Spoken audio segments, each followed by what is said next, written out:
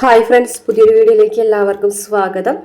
അങ്ങനെ പ്രമോല് കാണിച്ചിട്ടുള്ളത് ഇലക്ഷൻ്റെ പ്രചരണങ്ങളും അതിൻ്റേതായിട്ടുള്ള പരിപാടികളും അങ്ങോട്ടും ഇങ്ങോട്ടുള്ള ജാഥ വിളിക്കലും അങ്ങനെ ആയിട്ടുള്ള കുറേ കാര്യങ്ങളൊക്കെ കൂടിയിട്ട് കാണിക്കുന്നത് ശ്രീനിവാസനും വിക്രമാണെന്നുണ്ടെങ്കിൽ ശ്രീനിവാസന് വേണ്ടിയിട്ട് നല്ല രീതിയിൽ തന്നെ പ്രവർത്തിക്കുന്നുണ്ട്. അതുപോലെ തന്നെ വാസവൻ്റെ ആൾക്കാരും വാസവന് വേണ്ടിയിട്ടുള്ള ഒരു പ്രചരണവും കാര്യങ്ങളൊക്കെ കാണിക്കുന്നുണ്ട്. ഇതിൻ്റെ ഇടയിലാണ് ശ്രീകാന്തിൻ്റെ പ്ലാനിങ് നടക്കുന്നത്. അതായത് വരുണിനെ തട്ടിക്കൊണ്ട് വന്നിട്ട് വരുണിനെ വഴിയിലിട്ടിട്ട് കണ്ടിട്ടോ കുത്തി കൊലപ്പെടുത്തുന്നുണ്ട്.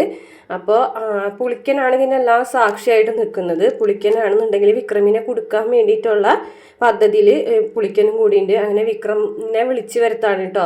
വരുണിനെ കൊലപ്പെടുത്തുന്ന സമയത്ത് പുളിക്കൻ വിളിക്കുന്നുണ്ട്. വിക്രം എന്ന് വിളിക്കുമ്പോഴത്തേനും വിക്രം ഓടി വരുന്നതായിട്ടുള്ള ഭാഗങ്ങളൊക്കെ കാണിക്കുന്നുണ്ട്. അങ്ങനെ കുത്തിയ ആൾക്കാരൊക്കെ ഓടി രക്ഷപ്പെടുന്നുണ്ട്. അവസാനം വിക്രമിൻ്റെ തലയിൽ കുറ്റാക്കാന്നുള്ളതാണ്. പക്ഷേ ജോസഫ് ഇതൊക്കെ അറിഞ്ഞുകൊണ്ട് ജോസഫ് ഇങ്ങനെ വന്ന് പറയുന്നുണ്ട് വരുൺ കൊല്ലപ്പെട്ടു എന്നുള്ള കാര്യം നമ്മുടെ രാജേട്ടനോടും അനിയൻകുട്ടനോടും ഒക്കെ വന്ന് പറയുന്നുണ്ട്. അങ്ങനെ വരുണിൻ്റെ ഡെഡ് ബോഡിയൊക്കെ കാണിക്കുന്നുണ്ട് കേട്ടോ. വാസവനും ഭാര്യയൊക്കെ ആകെ പൊട്ടി തകർന്ന് നിൽക്കുന്ന ഒരു ഭാഗങ്ങളൊക്കെ കാണിക്കുന്നുണ്ട്. ഇതേ സമയം വേദനയും വിളിച്ചിട്ട് കാര്യങ്ങളൊക്കെ പറഞ്ഞുകൊണ്ട് തന്നെ വേദനയും കുറച്ച് പ്ലാനിങ് ഒക്കെ നടത്തുന്നുണ്ട്. പിന്നെ നമ്മുടെ വാസവൻ്റെ ആൾക്കാർ വിക്രമിൻ്റെ വീട്ടിൽ വന്നിട്ട് തല്ലി പൊളിക്കുന്നുണ്ട്. വിക്രമാണ് വരുണിനെ കൊലപ്പെടുത്തിയത് എന്ന് വിചാരിച്ചിട്ടാണ് അങ്ങനെയൊക്കെ ചെയ്യുന്നത്. അതും ചിലപ്പോൾ ശ്രീകാന്ത് തന്നെ ചെയ്യിക്കുന്നതാവുള്ളൂ. ഇതേ സമയം വരുൺ കൊല്ലപ്പെട്ടത് അറിഞ്ഞിട്ട് ദീപ്തി തല കറങ്ങി വീഴുന്നുണ്ട്. അപ്പോൾ വേദയാണ് ഇനി വിക്രമിനെ രക്ഷപ്പെടുത്താനായിട്ട് മുന്നിട്ട് ഇറങ്ങുന്നത്.